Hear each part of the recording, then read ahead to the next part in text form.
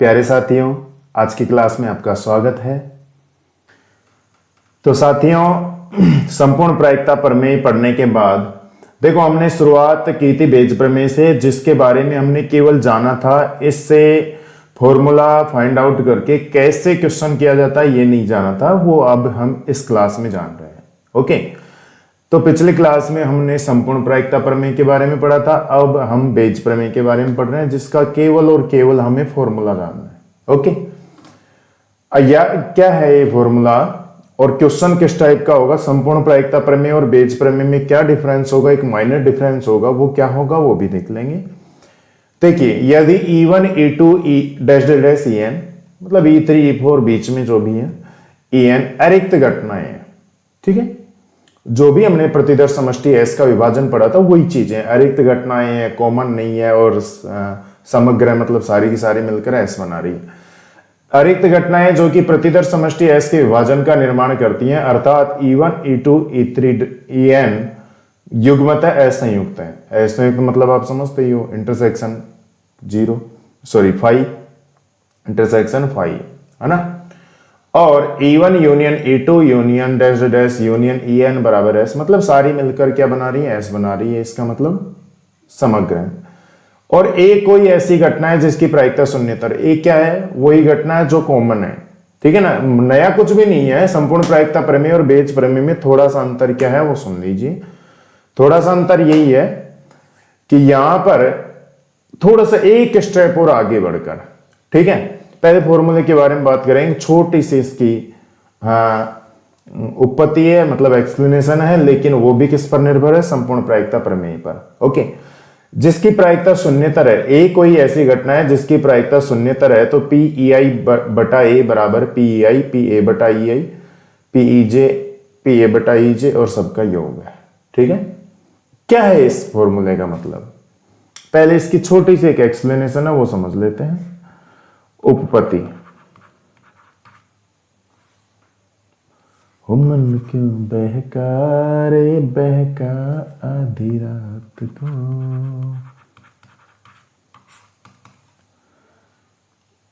P E आई बटा ए सप्रतिबंध प्रायिकता से, सप्रतिबंध प्रायिकता से क्या होगा, ए इंटरसेक्शन ई आई बटा पी। अब इस प्रायिकता के गुणन नियम से, प्रायिकता के गुणन नियम से पी ई आई बटा ए, ये तो इधर ऐसे कैसे रहेगा, P E I P A बटा ई आई, ठीक है, पी ए। ओके भाई, ए इंटरसेक्शन ई आई को हम ए ई आई भी लिख सकते हैं इंटरसेक्शन को हटाकर। तो कोई एक घटना घटित हो गई, उसके बाद दूसरी घटना के घटित होने की प्रायिकता है ना। ठीक है, और संपूर्ण प्रायिकता प्रमेय से पी ए की वैल्यू क्या है वो आप जानते ही हो,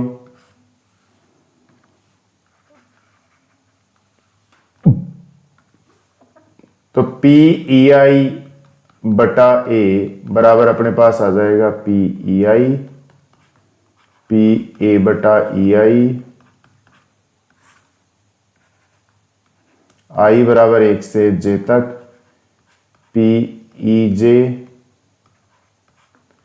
पी ए बटा ई जे। ठीक है, जहां और जे 1 से जे 1 से लेकर एन तक है ही। ओके, अब इस फॉर्मूले को, मेरे हिसाब से आपको अभी ये फॉर्मूला कम समझ में आया, इस फॉर्मूले को अच्छे से समझ लेते हैं। देखिए क्या है इस फॉर्मूले का मतलब, उत्पत्ति को जाने दो भाड़ में, वैसे भी बिल्कुल इजी सी थी, कुछ खास भी नहीं थी। देखो, जैसे दो घटनाओं E1 व E2 के लिए, E1 और E2 के लिए पूछा जाए तो P E1 बटा ए बराबर तो होगा P E one P A बटा ई वन बटा P E one P A बटा E one plus P E two P A बटा ई टू। और जबकि अगर पी ई टू बटा ए पूछे तो P E two P A बटा ई टू बटा P E one P A बटा E one plus P E two P A बटा ई टू। ठीक है, ऐसे ही तीन घटनाओं के लिए भी बात करेंगे, लेकिन पहले इसको समझ लेते हैं। दो घटनाओं E1 और E2 के लिए देखो क्वेश्चन किस टाइप का आएगा। अब क्वेश्चन एक एग्जांपल लेकर समझने की बारी आ गई है। जैसे एक अपने पास दो थैले हैं, जैसे संपूर्ण प्रायिकता प्रमेय को समझाता, मैंने अभी जब बीज प्रमेय की शुरुआत की थी उसमें भी बोला था कि संपूर्ण प्रायिकता प्रमेय से एक कदम आगे है बस। ठीक है, एक कदम। अब वो आगे है कि पीछे है पता नहीं, मतलब वो एक कदम चल तो रहा है लेकिन वो आगे बढ़ रहा है कि रिवर्स में चल रहा है ये पता नहीं, अभी आप देखकर लगा लेंगे अंदाजा। दो थैले हैं, संपूर्ण प्रायिकता प्रमेय का एग्जाम्पल ले रहे हैं पहले। ठीक है, वही एग्जाम्पल थोड़ा सा आगे बढ़ाने पर, एक छोटी सी चीज आगे बढ़ाने पर बीज प्रमेय का बन जाएगा। ठीक है, इसलिए वही एग्जाम्पल दूंगा जो पिछली क्लास में दिया था। दो थैले हैं, एक थैले में 3 लाल और 4 काली, एक थैले में 5 लाल और 6 काली है। ठीक है, ये अपने पास दो थैले हैं, 3 लाल और 4 काली गेंद है, 5 लाल और 6 काली गेंद है। ओके,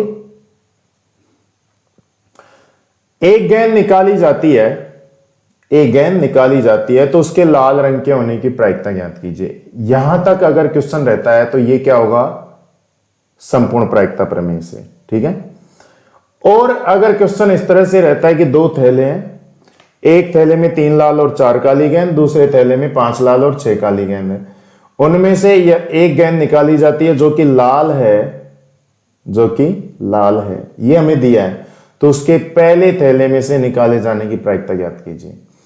देखो यहां पर एक स्टेप क्या बढ़ गई, वहां पर क्या था क्वेश्चन, 3 लाल 4 काली 5 लाल 6 काली, एक गेंद निकाली जाती है उसके लाल होने की प्रायिकता। और अब क्या है, अगर वो लाल है तो पहले थैले में से निकाले जाने की प्रायिकता, या फिर सेकंड थैले में से निकाले जाने की प्रायिकता। मतलब कॉमन घटना तो वो जो ए होती है ना, E1 E2 वो उसी तरह से पहचानी जानी है, कॉमन घटना ए उसी तरह से पहचानी जानी है, बस फॉर्मूले का अंतर है। यहां पर एक स्टेप आगे बढ़ गया तो ये वाला फॉर्मूला लग जाएगा, और एक स्टेप कोई वही प्रतिलोम प्रायिकता, मतलब वापस पीछे जा रहे हैं हम। थैले के बारे में पूछ रहा है कि कौन से थैले से निकालेगी, पहले थैले से निकाले जाने की प्रायिकता ज्ञात कीजिए। ठीक है, इस तरह से। अब देखिए जैसे इन्हीं घटनाओं की बात करें कि दो, इस एग्जाम्पल से इस सूत्र को समझते हैं कि दो घटनाएं E1 और E2, दो घटनाएं E1 और E2 कौन सी होंगी, फर्स्ट थैला चुनना और सेकंड थैला चुनना। ओके, ए क्या होगी, वही गेंद के लाल होने की प्रायिकता, नया कुछ भी नहीं है, घटनाएं उसी तरह पहचाननी है अपने को। ठीक है ना, नया यहां पर अलग से कुछ भी नहीं है। ठीक है, अब ये कह रहा है, देखो E1 तो क्या माना हमने, पहला थैला चुनना, E2 क्या माना, सेकंड थैला चुनना। ठीक है, P1 बटा ए, इसका मतलब क्या है, बट मतलब बताओ पहले, मतलब क्या है, मतलब यह है कि ए के घटित होने पर E1 के प्रायिकता, यही है। तो ये क्या कह रहा है कि यदि निकाली गई गेंद लाल है, निकाली गई गेंद लाल है तो उसके पहले थैले में से निकाले जाने की प्रायिकता, तो निकाली गई गेंद लाल है, ये हमें ज्ञात है। ठीक है, तो ये क्या है, घटना E1 क्या है, पहला थैला चुनना, तो पहला थैला चुनने की प्रायिकता। ठीक है, अब ये कैसे होगी, P1 PA बटा E1, मतलब है अगर एक पहले थैले के बारे में E1 घटना के बारे में पूछता है तो आगे ऊपर अंश में P1 PA बटा E1 रहेगा और नीचे सभी का योग रहेगा, P1 PA बटा E1 प्लस P2 PA बटा E2, अगर तीन घटनाएं होती तो प्लस P3 PA बटा E3। वही E1 और उनकी रेस्पेक्टिव से प्रतिबंध प्रायिकता, मतलब A बटा E1, E2 है तो उसके साथ A बटा E2। ठीक है, और यही क्वेश्चन अगर इस तरह से पूछ ले, मतलब पहले थैले की जगह अगर सेकंड थैला पूछ ले, और सेकंड थैले को हमने किससे व्यक्त किया था, E2 से व्यक्त किया था, तो P2 बटा ये क्या होगा, P, मतलब यहां पर जो पूछ रहा है ना वही इधर अंश में आ जाएगा, बाकी हर में तो नो चेंज, वही सबका योग रहेगा, PA तो रहेगा नीचे, है ना। तो E2 बटा ए PE2 PA बटा E2, नीचे सबका योग PE1 PA बटा E1 प्लस PE2 PA बटा E2। अगर कोई तीन घटनाएं होती, जैसे तीन घटनाओं की अगर बात करें,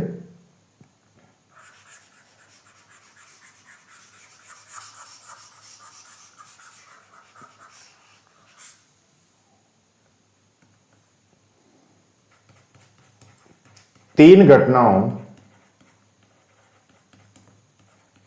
E1 E2 E3 के लिए अगर PE1 बटा ए पूछे तो क्या होगा? PE1 PA बटा E1, नीचे सबका योग मतलब PE1 PA बटा E1 प्लस PE2 PA बटा E2 प्लस PE3 PA बटा E3। यही अगर सेकंड दूसरी घटना के लिए पूछा जाता है PE2 बटा ए, ये क्या होगा? PE2 PA बटा E2, और नीचे ये का यही आएगा जो इनके नीचे है, वही समान, ठीक है ना। ऐसे ही अगर तीसरी घटना PE3 बटा ए के लिए पूछे तो ऊपर आएगा PE3 PA बटा E3, और नीचे ये जो आ रहा है वही आएगा, ठीक है ना, वही। ओके, तो ये है भाई बेज प्रमेय। अब हम एग्जांपल्स पर आते हैं जिससे और क्लियर हो जाएगा आपके। ओके, एग्जांपल नंबर 16 है, दो थैले फर्स्ट और सेकंड दिए गए हैं, ठीक है। थैले फर्स्ट में 3 लाल और 4 काली गेंद है, जबकि थैले सेकंड में 5 लाल और 6 काली गेंद है। ओके, किसी एक थैले में से यादृच्छिक गेंद निकाली गई जो कि लाल रंग की है। इस बात की क्या प्रायिकता है कि वह गेंद थैले सेकंड से निकाली गई? देखिए अब दोनों क्वेश्चनों में क्या फर्क है। अगर ये क्वेश्चन यहां तक होता कि दो थैले फर्स्ट सेकंड दिए गए हैं, थैले फर्स्ट में 3 लाल 4 काली और थैले सेकंड में 5 लाल और 6 काली गेंद है, किसी एक थैले में से यादृच्छिक गेंद निकाली जाती है, उसके लाल रंग के होने की प्रायिकता ज्ञात कीजिए। अगर यहां तक होता तो ये था संपूर्ण प्रायिकता प्रमेय से। अब ये कह रहा है कि अगर वो लाल है तो सेकंड थैले से निकाले जाने की प्रायिकता ज्ञात कीजिए। एक स्टेप और आगे बढ़ गया, ठीक है, मतलब पीछे की तरफ खिसक रहा है, जहां थैले से शुरुआत हुई थी वहीं पर वापस आ रहा है थैले की तरफ ही, ठीक है। तो फर्स्ट थैले में लाल गेंद कितनी है? 3। काली गेंद कितनी है? 4। कुल गेंद कितनी है? 7। सेकंड थैले में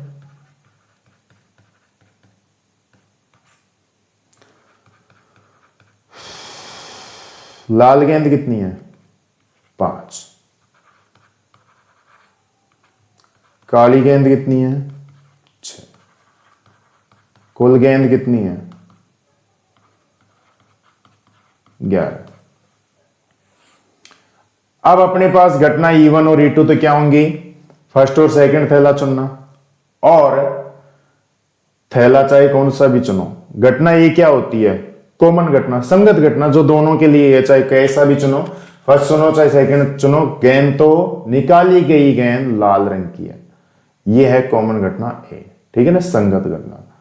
तो माना घटना E1 फर्स्ट थैला चुना गया,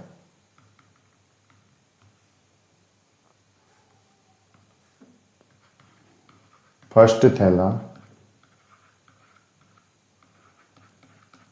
चुना गया। घटना E2 सेकंड थैला चुना गया, और घटना ए निकाली गई गेंद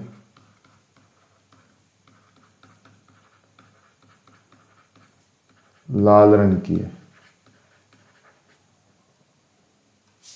ओके, तब P1 क्या होगी? 1/2, दो ही तो थैले हैं अपने पास, तो फर्स्ट थैला चुनने की प्रायिकता 1/2, सेकंड थैला चुनने की प्रायिकता वो भी 1/2। अब PA/E1 और A/E2 चाहिए, है ना। PA/E1 मतलब बताओ उसका, बटा E1 मतलब E1 घटित हो चुकी बाद में एक ही प्रायिकता। E1 क्या है, पहला थैला चुनने के बाद लाल रंग की गेंद की प्रायिकता। ठीक है, लैंग्वेज लिख देता हूं, हालांकि जरूरी नहीं है कि लिखना, ठीक है, language doesn't matter in mathematics. First थैला चुनने पर लाल गेंद की प्रायिकता ये होगी PA/E1। पहले थैले में लाल गेंद कितनी है, 3, टोटल कितनी है 7, ये आ जाएगी 3/7। सेकंड थैला चुनने पर लाल गेंद की प्रायिकता PA/E2, लाल गेंद 5, सेकंड थैले में लाल गेंद 5, टोटल 11। ठीक है, अब इसको मिटा देते हैं।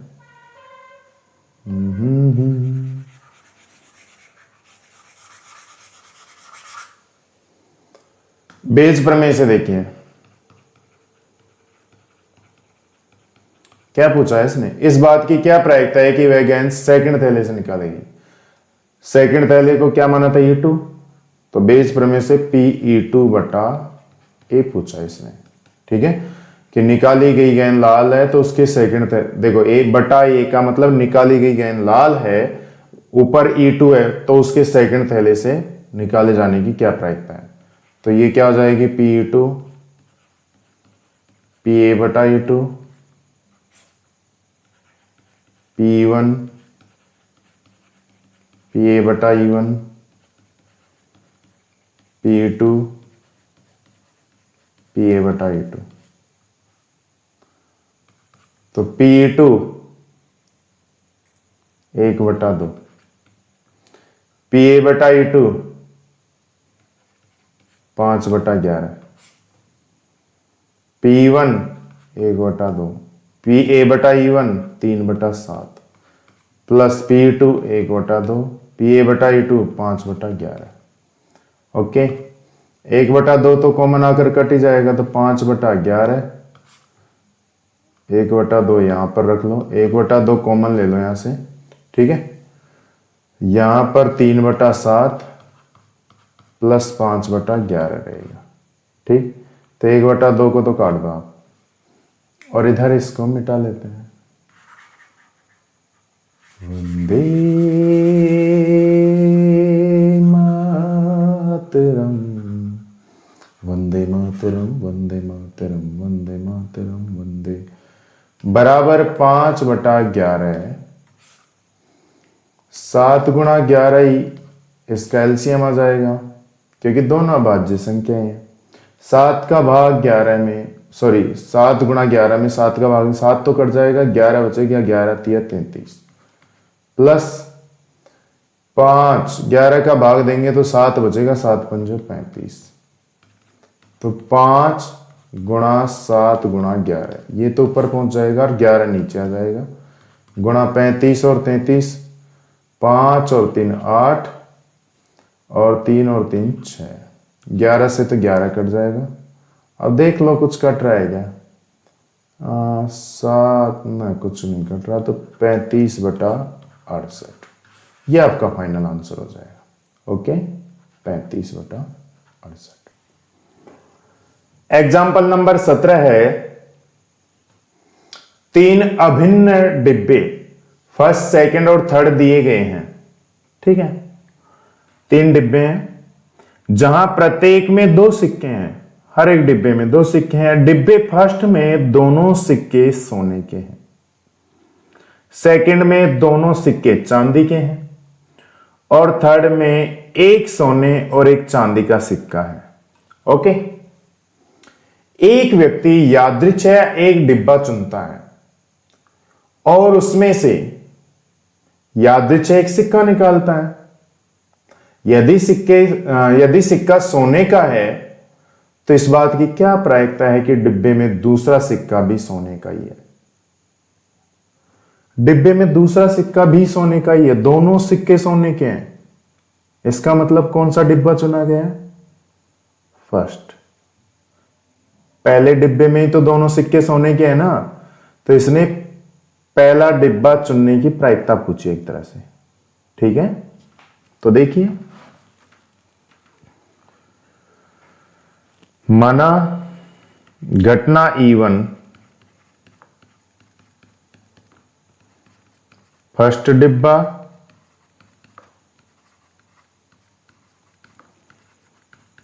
चुना जाता है। घटना E2 सेकंड डिब्बा, चुना जाता है। घटना E3 थर्ड डिब्बा, चुना जाता है। और घटना ए क्या है? निकाला गया सिक्का सोने का है। निकाला गया सिक्का सोने का है। ठीक है, तो P1 तीन डिब्बे हैं, हर एक डिब्बे के चुनने की प्रायिकता 1/3 हो जाएगी, तो P1 हो जाएगी 1/3, P2 हो जाएगी 1/3 और P3 हो जाएगी 1/3। ठीक है, PA/E1 का मतलब बताओ। E1 मतलब पहला डिब्बा चुन लिया और A मतलब निकाला गया सिक्का सोने का है। इसका मतलब क्या है? पहले डिब्बे से सोने का सिक्का निकालना। ठीक है, P फर्स्ट डिब्बे से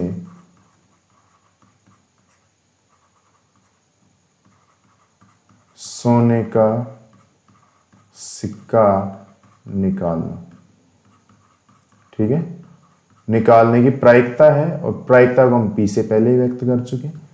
तो पहले डिब्बे में सोने के सिक्के के टोटल सिक्के तो कितने हैं? 2, और दोनों ही किसके हैं? सोने के, तो 2/2 बराबर 1। PA/E2 P सेकंड डिब्बे से सोने का सिक्का निकालना।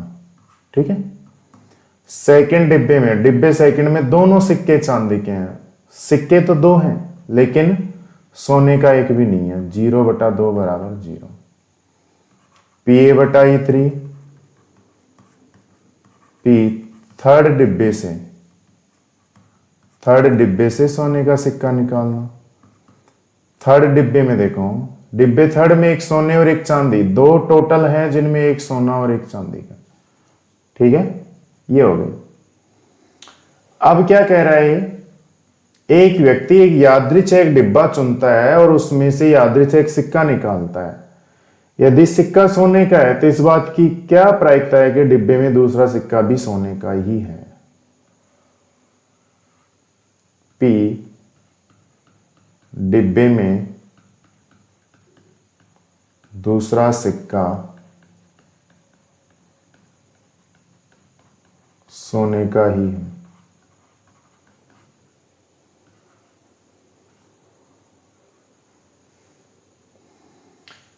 इसका मतलब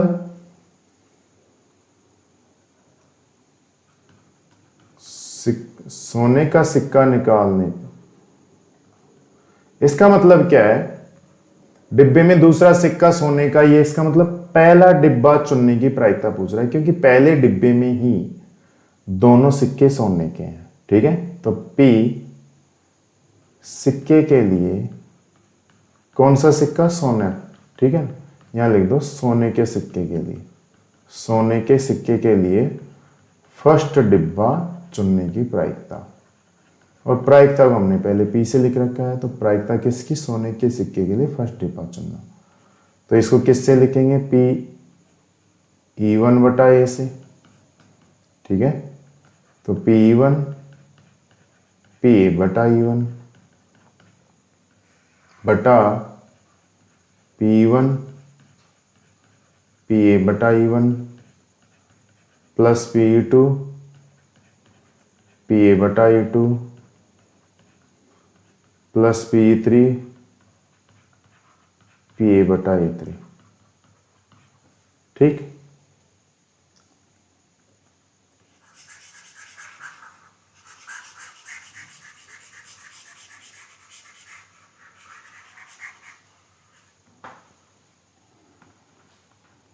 तो PE1/A, PE1 कितना है 1/3, PA/E1 1, 1/3 into 1 plus 1/3 into 0 plus 1/3 into 1/2। तो ऊपर तो 1/3 ही रहेगा, 1 से गुणा करो ना करो, और नीचे 6 लघुत्तम आ जाएगा। तो ये तो हो जाएगा 2 प्लस 0 प्लस 1, 6 ऊपर चला जाएगा तो 1 गुणा 6, 3 नीचे आ जाएगा, और यहाँ से भी 3 या 3 गुणा 3, 3 से 2 बार कट जाएगा, तो ये आ जाएगा अपने पास रहेगा 2/3। ये था example number 17। Okay, example number 18 देखो। मान ले कि एक HIV परीक्षण की विश्वसनीयता निम्नलिखित प्रकार से निर्दिष्ट की गई है।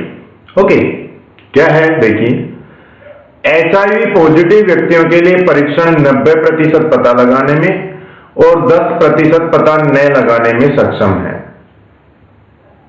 मतलब समझिए, पहले तो इस क्वेश्चन को मेरे हिसाब से पढ़ लीजिए, आप अच्छे से पूरा पढ़ लीजिए, है ना। फिर बाद में हम बात करेंगे कि HIV से स्वतंत्र व्यक्तियों के लिए परीक्षण 99% सही पता लगाता है, यानी HIV नेगेटिव बताता है, जबकि 1% परीक्षित व्यक्तियों के लिए HIV पॉजिटिव बताता है। एक बड़ी जनसंख्या जिसमें 0.1% व्यक्ति HIV ग्रस्त हैं में से एक व्यक्ति यात्री से चुना जाता है और उसका परीक्षण किए जाने पर रोग विज्ञानी HIV की उपस्थिति बताता है। क्या प्रायिकता है कि वह व्यक्ति वास्तव में HIV पॉजिटिव है? देखिए, मान लीजिए HIV परीक्षण की विश्वसनीयता निम्नलिखित प्रकार से निर्दिष्ट की गई है। HIV पॉजिटिव व्यक्तियों के लिए परीक्षण 90% पता लगाने में, किनके लिए?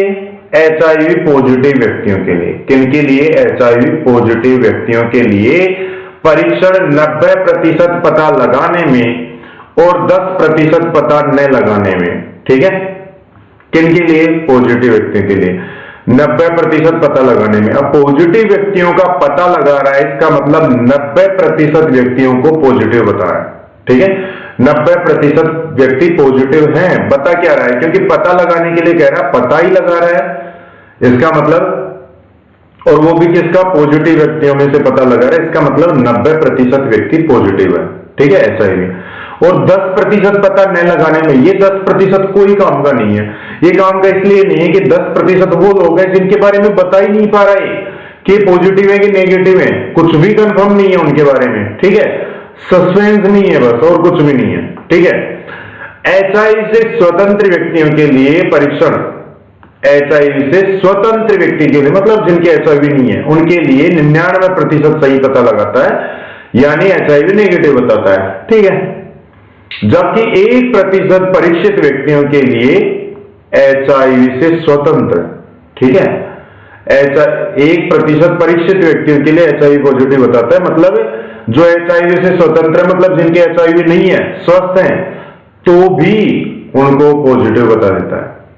पॉजिटिव का मतलब उनके HIV रोग है। ठीक है, ये बता देता है। जबकि नहीं है, HIV से स्वतंत्र है, उनके रोग नहीं है, फिर भी उनको बता देता है। ओके, एक बड़ी जनसंख्या जिसमें 0.1% व्यक्ति HIV ग्रस्त है में से एक व्यक्ति यात्री से चुना जाता है और उसका परीक्षण किए जाने पर रोग विज्ञानी HIV की उपस्थिति बताता है। क्या प्रायिकता है कि वह व्यक्ति वास्तव में HIV पॉजिटिव? देखिए भाई, क्वेश्चन मेरे हिसाब से अब लगभग क्लियर हो गया होगा।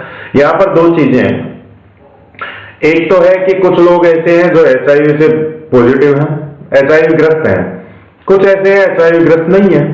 ठीक है, स्वस्थ है। लेकिन कॉमन चीज दो बार यहां पर देखने को मिल रही है कि कई ऐसे लोग हैं जो HIV से ग्रस्त हैं, उनको पॉजिटिव बता रहा है, जो कि सही भी है, और कई ऐसे भी हैं जो स्वतंत्र है HIV से, मतलब स्वस्थ हैं, फिर भी उनको पॉजिटिव बता रहा है। वो कौन से? 1% व्यक्ति। तो यहां पर कॉमन जो संगत घटना है वो क्या हो जाएगी? जांच रिपोर्ट पॉजिटिव, HIV की जांच रिपोर्ट पॉजिटिव आना। तो E1 और E2 क्या हो जाएंगे? कुछ लोग ऐसे हैं जो HIV से ग्रस्त नहीं है, ठीक है। कुछ ऐसे हैं जो HIV से ग्रस्त हैं, तो E1 और E2 उनको मान ले HIV से ग्रस्त है, जो व्यक्ति HIV से ग्रस्त है और व्यक्ति HIV से ग्रस्त नहीं है, और ये क्या हो जाएगी, रिपोर्ट पॉजिटिव आती है, ठीक है। क्लियर हो गए? तो माना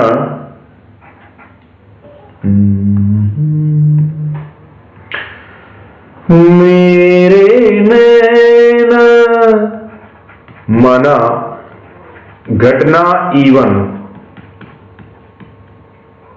व्यक्ति HIV ग्रस्त है, घटना E2 व्यक्ति HIV ग्रस्त नहीं है, और घटना E रिपोर्ट पॉजिटिव आती है। तब PE1, हाँ भाई, व्यक्ति HIV से ग्रस्त है, इसकी प्रायिकता क्या है? तो देखिए, एक बड़ी जनसंख्या जिसमें 0.1% व्यक्ति HIV से ग्रस्त है, तो यह आ जाएगा 0.1/100, तो आ जाएगा 1/1000। तो PE2 क्या हो जाएगी, जो HIV से ग्रस्त नहीं है वो, इसको एक में से माइनस कर दो, 1 - PE1, 1 - 1/1000, तो यहां से PE1 आ जाएगा अपने पास 999/1000, ठीक है।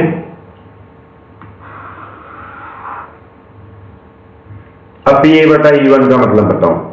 बटा E1 मतलब व्यक्ति HIV से ग्रस्त है और उसकी रिपोर्ट पॉजिटिव आती है, ठीक है। तो HIV से ग्रस्त व्यक्ति की रिपोर्ट पॉजिटिव आने की प्रायिकता, यहां शॉर्ट में लिख देते हैं इसको, पॉजिटिव आने की प्रायिकता PA/E1। कितने व्यक्ति हैं जो HIV से ग्रस्त है, उनकी रिपोर्ट पॉजिटिव आ रही है? ये है 90%, कि HIV पॉजिटिव व्यक्तियों के लिए 90% पता लगाने में, मतलब 90% पता लगाने का मतलब उनकी रिपोर्ट पॉजिटिव आती है, तो 90/100, ठीक है। और HIV से ग्रस्त नहीं व्यक्ति की रिपोर्ट पॉजिटिव आने की प्रायिकता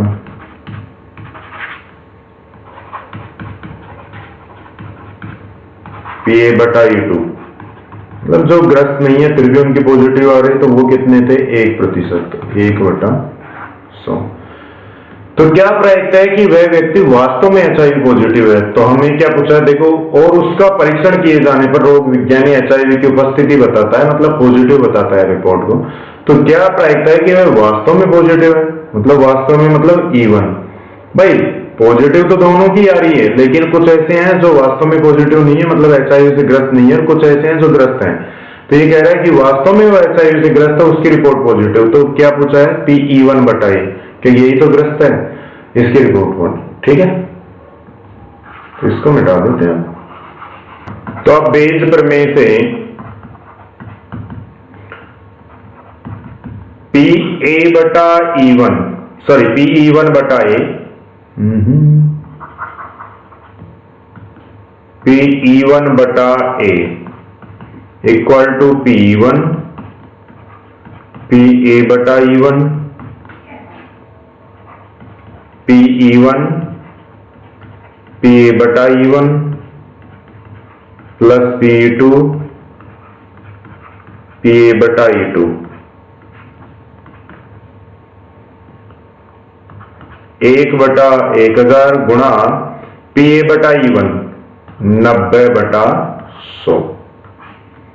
तो 1/1000 गुणा 90/100 प्लस 999/1000 गुणा 1/100, तो आ जाएगा 90/1 2 3 4 5। ठीक, 1 2 3 4 5 और नीचे भी एलसीएम 1 2 3 4 5, तो 90 प्लस 999, ये तो पूरा कट ही जाएगा। तो 90 बटा ये आ जाएगा 1089, 9 18 9 और 1 10, तो ये लगभग कैलकुलेट करने पर आएगा। देखो 3 से कर लो 30 बटा 3 3 9 6 3 363, 10 बटा 3 2 सॉरी, अब फिर से 3 से काटेंगे तो 1 2 1, तो आएगा 0.083 लगभग। ओके, ये आपका final answer. Okay, question number 19 है, एक बोल्ट बनाने के कारखाने में मशीनें ए, बी और सी कुल उत्पादन का क्रमशः 25%, 35% और 40% बोल्ट बनाती हैं। इन मशीनों के उत्पादन का क्रमशः 5, 4 और 2% भाग खराब है। ठीक, बोल्टों के उत्पादन में से एक बोल्ट यादृच्छिक निकाला जाता है और वह खराब पाया जाता है। इसकी क्या प्रायिकता है कि यह बोल्ट मशीन बी द्वारा बनाया गया है? क्वेश्चन बिल्कुल इजी है, क्लियर है। तो तीन घटना यहां पर E1 E2 E3 मान लो कि बोल्ट ए द्वारा बनाया जाता है, मशीन ए द्वारा, घटना E2 बी द्वारा, E3 सी द्वारा। ठीक, बिल्कुल इजी सा क्वेश्चन है। माना घटना E1 बोल्ट मशीन ए द्वारा बनाया जाता है, घटना E2 बोल्ट मशीन बी द्वारा बनाया जाता है और घटना E3 बोल्ट मशीन सी द्वारा बनाया जाता है। ठीक है, और घटना ए बोल्ट खराब है। ठीक, क्या कह रहे हैं, इन मशीनों के उत्पादन का क्रम से इतना इतना प्रतिशत भाग खराब है। मशीन कोई सी भी लो, खराब सब में हो रहा है, तो ये हो गई इनकी संगत घटना। ठीक है, इसलिए PE1 कितना भाग, ए तो कितना भाग उत्पादित करता है 25%, तो 25/100। PE2 कितना जाएगा 35/100। PE3 कितना जाएगा 40/100। ठीक, अच्छा, मतलब बोल्ट मशीन ए द्वारा बनाया गया, उसकी प्रायिकता बी द्वारा बनाए जाने की प्रायिकता सी द्वारा। अब E/E1 का मतलब क्या होगा? E1 मतलब ए द्वारा उत्पादन और ए का मतलब यहां पर क्या है, कॉमन घटना खराब, तो ए द्वारा खराब सामग्री उत्पादित करने की प्रायिकता। ठीक है, ए द्वारा खराब सामग्री उत्पादित करने की प्रायिकता PA/E1 कितनी है भाई 5%, तो 5/100। इसी प्रकार बी द्वारा खराब सामग्री उत्पादित करने की प्रायिकता PA/E2 भाई कितनी है 4/100। सी द्वारा खराब सामग्री उत्पादित करने की प्रायिकता PA/E3 कितनी है भाई साहब 2/100। तो इसने क्या पूछा है, इसकी क्या प्रायिकता है कि बोल्ट मशीन बी द्वारा बनाया गया बेज प्रमेय से। बेज प्रमेय से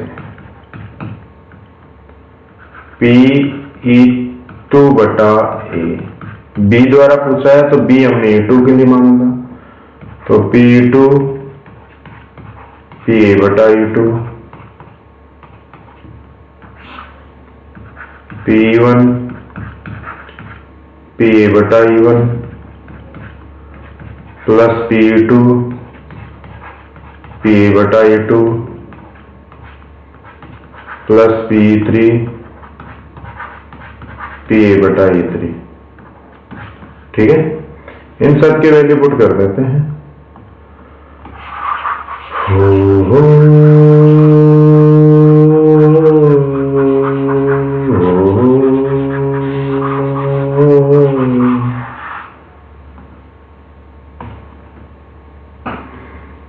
तो P2 बटा ए क्या आ जाएगा भाई, P2 Pa बटा E2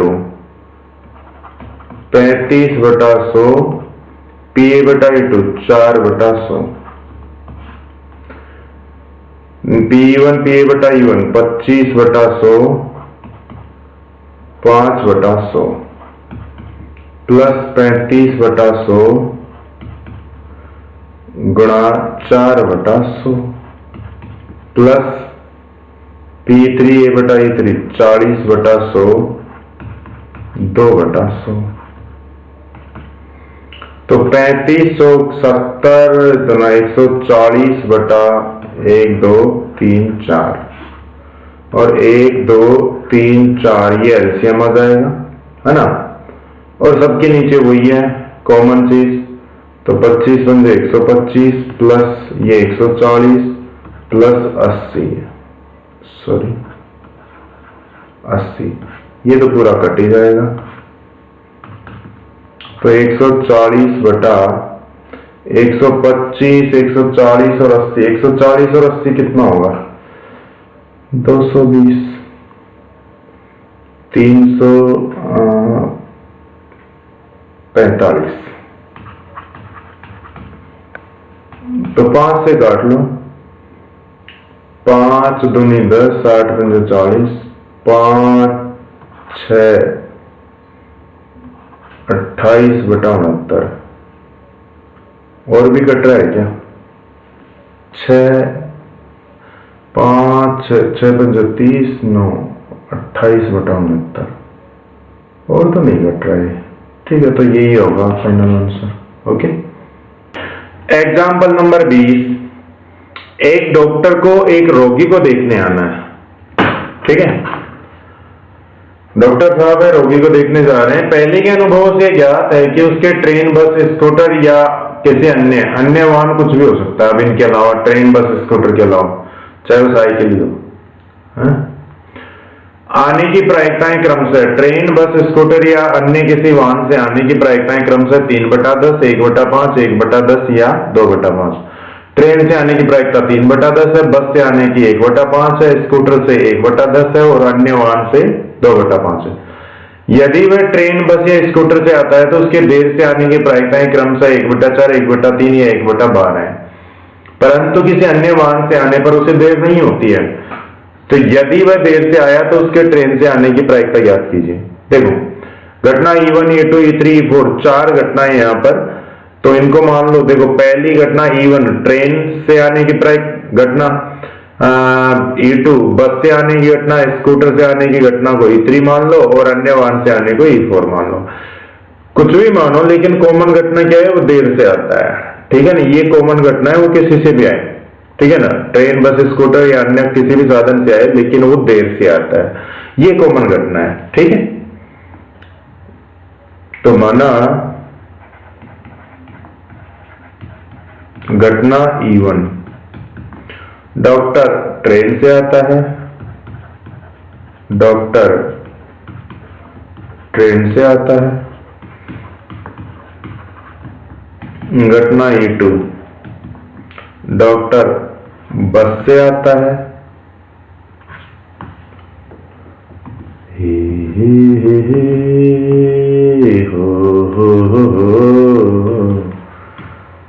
बस से आता है। डॉक्टर स्कूटर से आता है।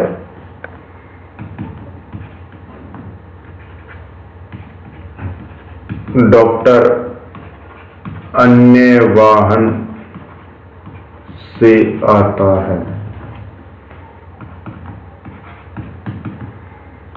डॉक्टर देर से आता है।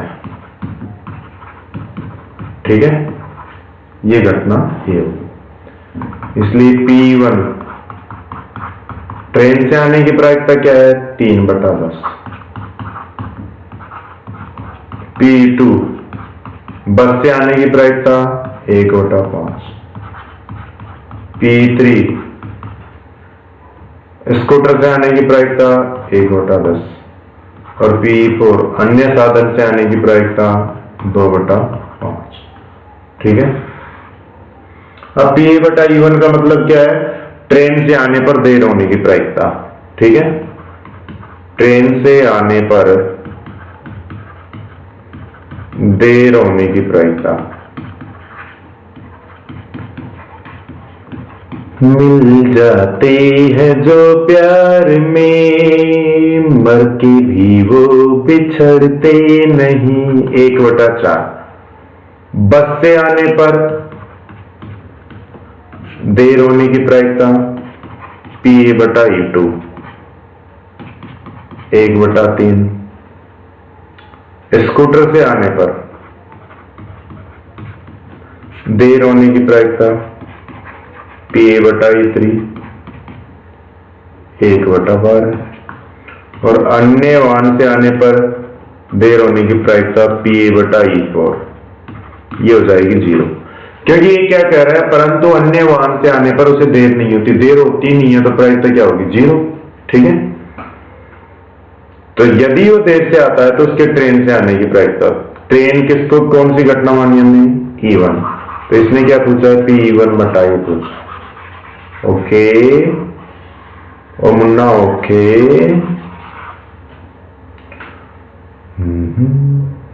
तब बेज प्रमेय से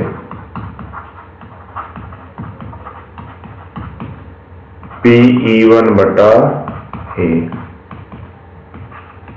P(E1) PA/E1 P1 PA/E1 plus P2 PA/E2 plus P3 PA/E3 plus P4 PA/E4। मान रख दीजिए सबका। P1 3/10 into 1/4। 3/10 into 1/4 plus 1/5 into 1/3 plus 1/10 into 1/12 plus 2/5 into 0।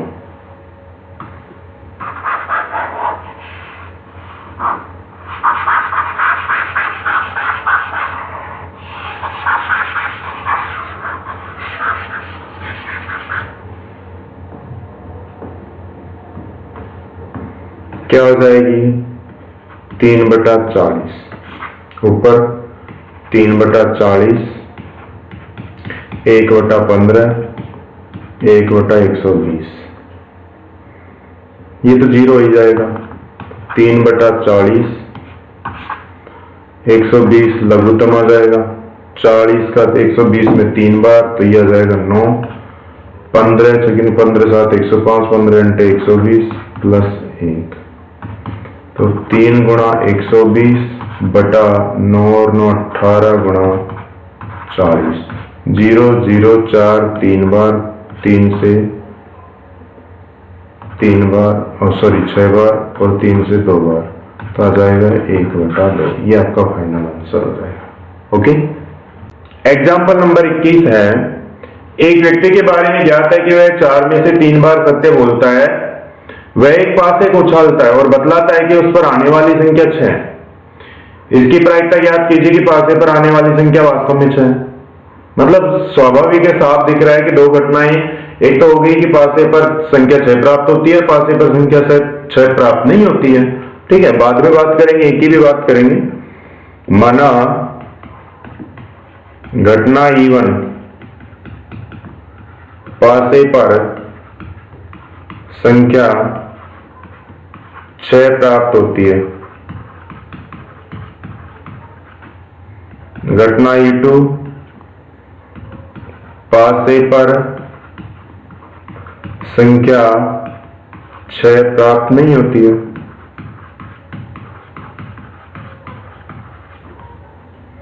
घटना ए पास, देखो सत्य बोलने की बात, ये यहां पर 4 में से 3 बार सत्य बोलता है, तो एक तरह से सत्य बोलने की कॉमन घटना हो जाएगी। सत्य की क्या होगी, यहाँ पर 6 आने और न आने की बात हो रही है, तो पासे को उछालने पर व्यक्ति बताता है कि 6 आया है। ठीक है, 6 आने को ही सत्य माना जा रहा है यहाँ पर एक तरह से।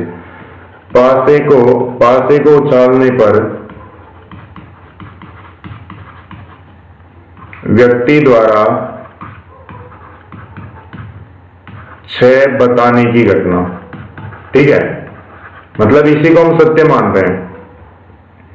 इसलिए P1 भाई पासे को उछालेंगे तो पासे पर 6 आने की प्रायिकता क्या होगी, 1/6 तो होगी।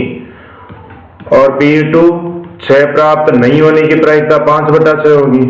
ठीक है, अब PA/E1 का मतलब बताइए मुझे कि 6 प्राप्त होने पर वास्तव में 6 बताने की प्रायिकता, तो वास्तव में क्या, वो सत्य बोलने की प्रायिकता होगी एक तरह से, और वो 4 में से 3 बार सत्य बोलता है, तो इसकी प्रायिकता क्या हो जाएगी, 3/4। ठीक है, तो पासे को उछालने पर या पासे पर 6 आने पर, पासे पर 6 आने पर 6 बताने की प्रायिकता, 4 में से 3 बार सत्य बोलता है, तो PA/E1, या तो ऐसे लिख सकते हो कि सत्य बोलने की प्रायिकता वही 3/4। तो 4 में से 3 बार सत्य बोलता है, तो एक बार झूठ बोलता है, एक बार असत्य बोलता है, मतलब 6 प्राप्त नहीं होता है, फिर भी 6 प्राप्त करने के लिए कहता है कि 6 प्राप्त हो गया, तो वो क्या होगी, 1/4। एवं पासे पर 6 न आने पर 6 बताने की प्रायिकता, मतलब असत्य बोलने की प्रायिकता क्या होगी, वो PA/E2 1 - 3/4 = 1/4। ठीक है, तो बेज प्रमेय से क्या प्रायिकता है कि पासे पर आने वाली संख्या वास्तव में 6 है, मतलब E1/E के लिए पूछा है। Okay,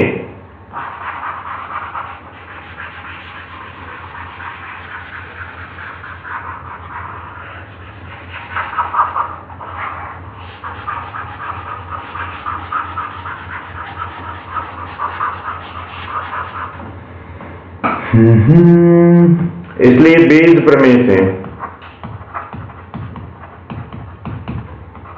E1/A, P1 PA/E1, P1 PA/E1, P2 PA/E2,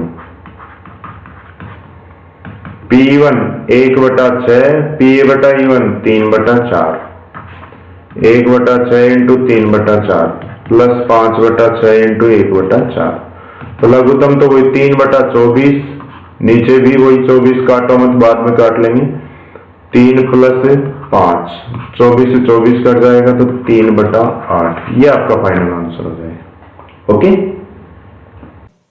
तो आज की क्लास में इतना ही, मिलते हैं नेक्स्ट क्लास में। जय हिंद, जय भारत।